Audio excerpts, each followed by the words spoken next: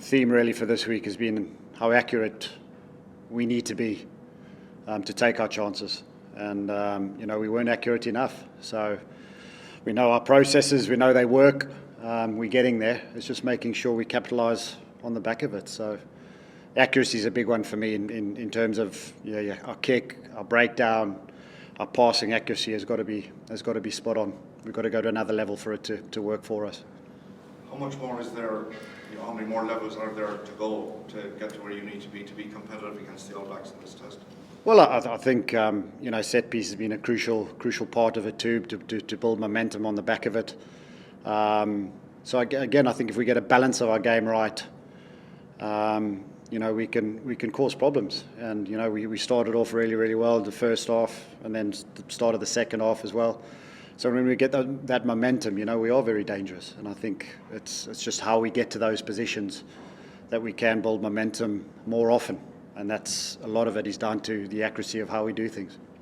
Now, one thing that is guaranteed is that the weather will be dry. That's the reality about it. Is that a help or a hindrance, given the fact you don't have to deal with the conditions neither team do? Well, it's brilliant, really. It's a perfect setting. It's a great challenge for us. And it suits us down to the ground, really. So it should be a brilliant test match. And just a final question for me. I mean, the All Blacks can close out the series this week, but you've got to win to level it up, so there's pressure on both teams.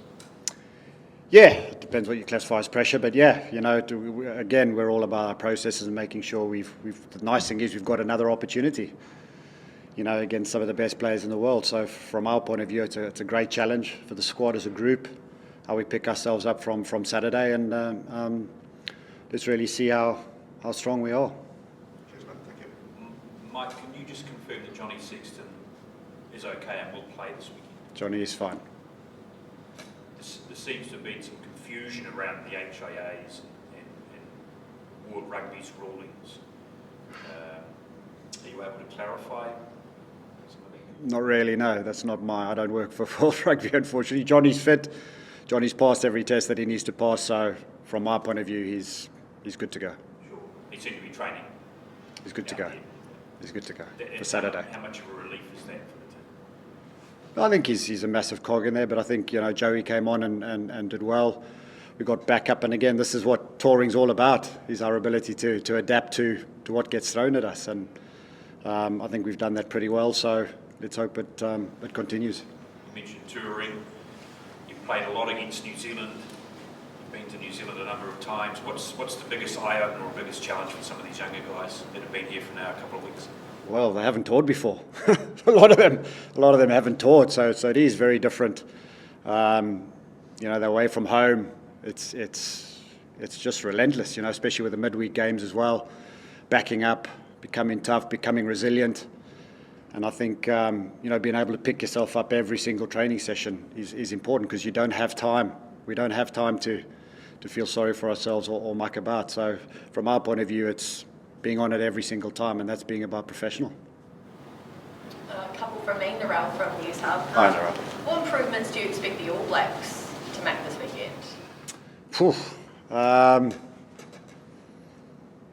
It's in the All Blacks or New Zealand or New Zealand. They play a fantastic brand. They've got an all-court game. So whether it's a kicking game, a running game, a pick-and-go game, set-piece game, they're all there. So again, they'll look at the game in terms of their opportunities that they probably missed or could have done better.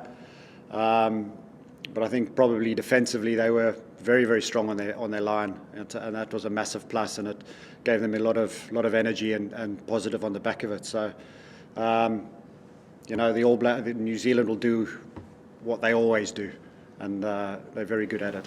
And Sam Whitelock has just been ruled out. What's, I guess, your reaction to that piece of news?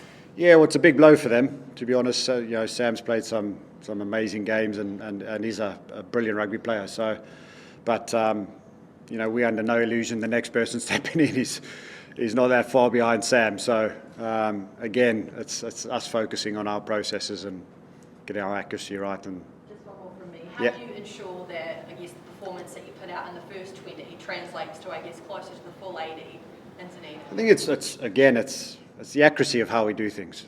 You know, we had a lot of errors in there, and that happens in rugby. But it's really minimising those errors, or minimising the ability for New Zealand to get back into the game.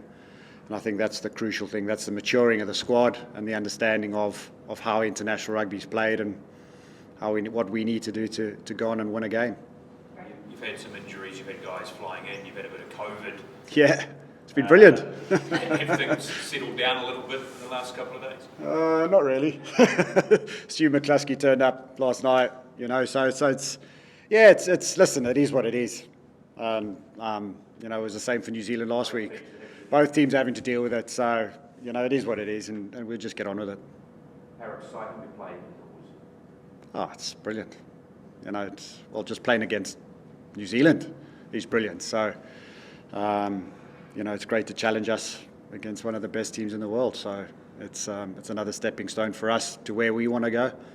So it's a great challenge. Sorry, Mike, just one. What you talk about the players growing and getting resilience. How can you say specifically what you can say to the players? And a number of them are quiet by nature, but what can you say to them to make them resilient psychologically and more prepared for this? I think a lot of it, international rugby is all about decision making, as we know. And you know, sometimes the emotion or the way we play gets ahead of themselves. So the player gets ahead of himself a little bit, and then he'll do things that's probably not right for the team at a certain time of the game. So it's those little things that we just need to go, right, stop, what are we doing? This is what we need. This is what's gone on over the past 5 minutes. This is what the team needs, rather than this is what we're doing. And we just hit it. That calmness and the maturity inside to just go, right, where are we at in the game? Let's do this right, let's do this right. So I think from that side of the second quarter. It's I mean, you could so many different things, you know, that you can look at. But again, it's decision making.